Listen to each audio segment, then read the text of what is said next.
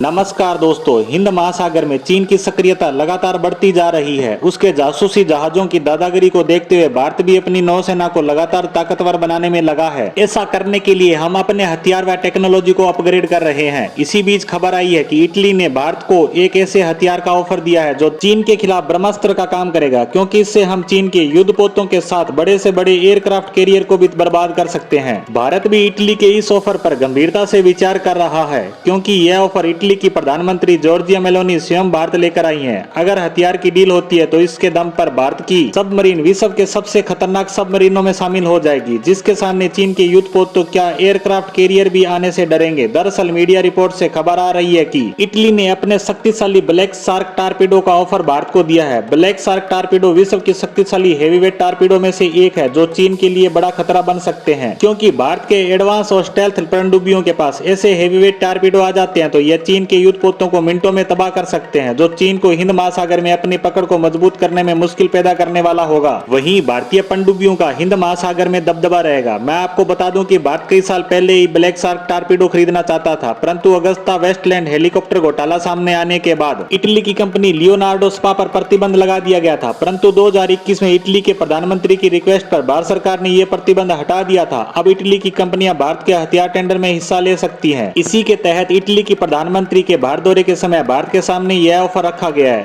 इन torpedo की लंबाई 2 मंजिला इमारत जितनी होती है। ये अपने साथ 350 किलोग्राम से ज्यादा विस्फोटक ले जाने में सक्षम है, जिससे एयरक्राफ्ट कैरियर को भारी नुकसान पहुंचाया जा सकता है। अगर ऐसे 2 या 4 टारपीडो एक साथ लॉन्च कर दिए जाएं तो किसी भी एयरक्राफ्ट कैरियर को समुद्र में डूबने से नहीं बचाया जा सकता। अब इसकी मार्ग क्षमता और स्पीड की बात करें तो यह टारपीडो 50 से 60 किलोमीटर तक मार कर सकता है। वहीं इसकी स्पीड 100 किलोमीटर प्रति घंटा के लगभग होती है। एक रिपोर्ट की माने तो भारत इन टारपीडो का इस्तेमाल अपनी कलवरी क्लास की पनडुब्बियों में कर सकता है। भारत के पास कलवरी क्लास की 6 पनडुब्बियां मौजूद है, जो हिंद महासागर में अपना दबदबा बढ़ाने के लिए एक अच्छा कॉम्बिनेशन होगा। साथ ही वर्तमान में भारत को ऐसे 100 टारपीडो की जरूरत है, जिसे भविष्य की जरूरत के हिसाब से बढ़ाया भी जा सकता है। कुल मिलाकर कहें तो ब्लैक शार्क टारपीडो भारत के लिए ब्रह्मास्त्र व चीन के लिए काल साबित होगा, जो हिंद महासागर में चीन का दबदबा कमजोर व भारत का ताकत का इजाफा करेगा। वहीं आज हम एक और खबर पर बात करने वाले हैं। दरअसल भारत अपने आर्चर ड्रोन में एक ऐसा इक्विपमेंट लगाने जा रहा है, जिससे हमारी समुद्री सीमाओं की पेट्रोलिंग पहले के मुकाबले और ज्यादा बेहतर तरीके से कर सकेंगे, जिसकी बदौलत भारतीय नौसेना को अपनी समुद्री सीमा में हो रही छोटी से छोटी हलचल का पता पहले ही लग जाएगा, जो हमारे लिए काफी लाभदायक होगा। खबर है कि भारत अपने ड्रोन में इजरायली मेरीटाइम सर्विलांस को लगाएगा, जिसका नाम ELM 2022U है। इसका इस्तेमाल पहले से ही भारतीय नौसेना और तटरक्षकों के पास मौजूद डॉर्नियर विमानों में किया जा रहा है।